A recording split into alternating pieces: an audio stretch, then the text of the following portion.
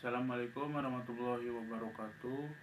Pertama-tama kita panjatkan puji dan syukur kepada Allah Subhanahu wa taala. Salawat dan salam kira curah limpahkan kepada nabi kita, nabi terakhir kita, yaitu Nabi Muhammad sallallahu alaihi wasallam.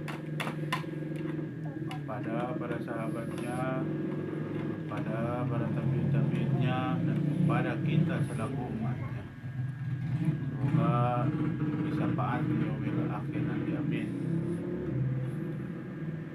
Pada Bapak dosen yang saya hormati, di sini saya yang bernama Cek Mahmud Ade Citra dengan NIM 230601 akan melaksanakan tugas UAS landasan dan pengelolaan pendidikan.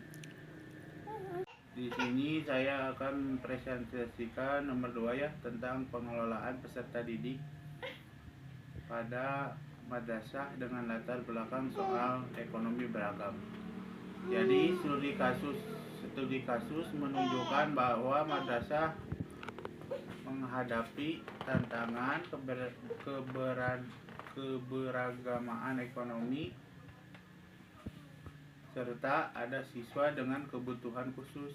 Secara psikologis, penting bagi madrasah memahami tahap perkembangan peserta didik. Menurut Piaget dan Erikson, setiap anak memiliki cara belajar yang berbeda dan membutuhkan rasa aman serta motivasi. Dari sisi sosial, pendidikan itu harus adil, inklusif, dan tidak diskriminatif.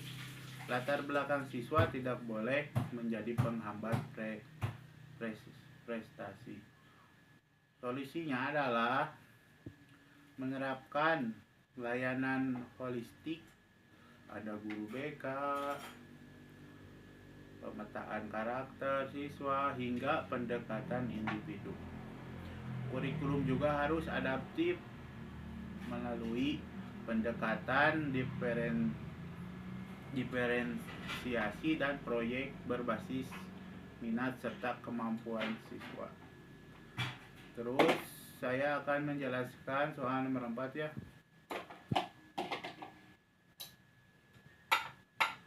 tentang pengelolaan fasilitas di sekolah menengah terpencil. Sekolah ini memiliki gedung tua dan fasilitas minim, namun tetap ingin menciptakan lingkungan belajar yang inspiratif. Landasan pengelolaan fasilitas pendidikannya menekankan efektivitas, efisiensi, dan akses yang merata. Fasilitas juga harus mendukung pembelajaran yang bermakna juga. Solusi pertama adalah menciptakan lab alam dari tanaman sekolah, ruang belajar, biologi, dan lingkungan juga itu membutuhkan. Solusi yang kedua juga membangun ruang baca dan bahan daur ulang seperti kayu, botol bekas, botol plastik, dan kardus. Jadi itu harus berkolaborasi dengan warga,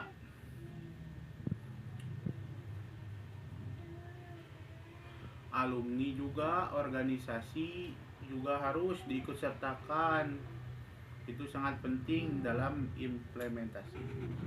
Terus yang terakhir saya akan mempresentasikan ya yang nomor 5 ini,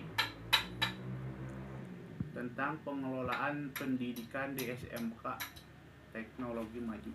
Sekolah ini juga agar lulusannya relevan dengan kebutuhan industri 5.0 ya.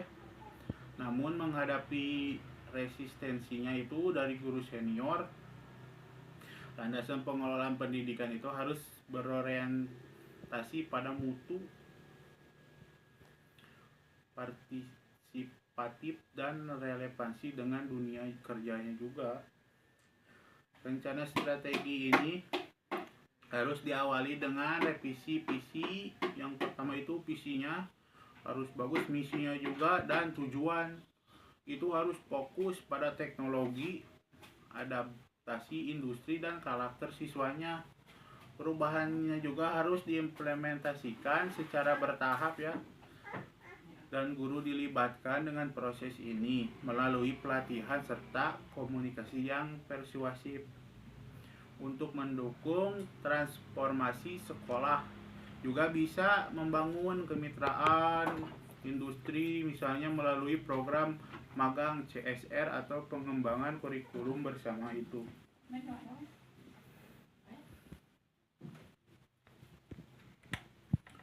Jadi transformasi sekolah maju industri 5.0 itu menurut Sergi antara kepemimpinan guru, dunia usaha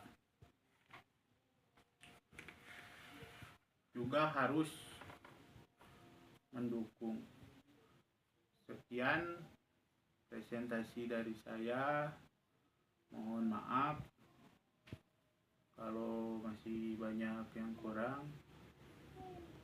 Kalau itu saya tutup aja. Wabillahi taufik wal hidayah. Wassalamualaikum warahmatullahi wabarakatuh.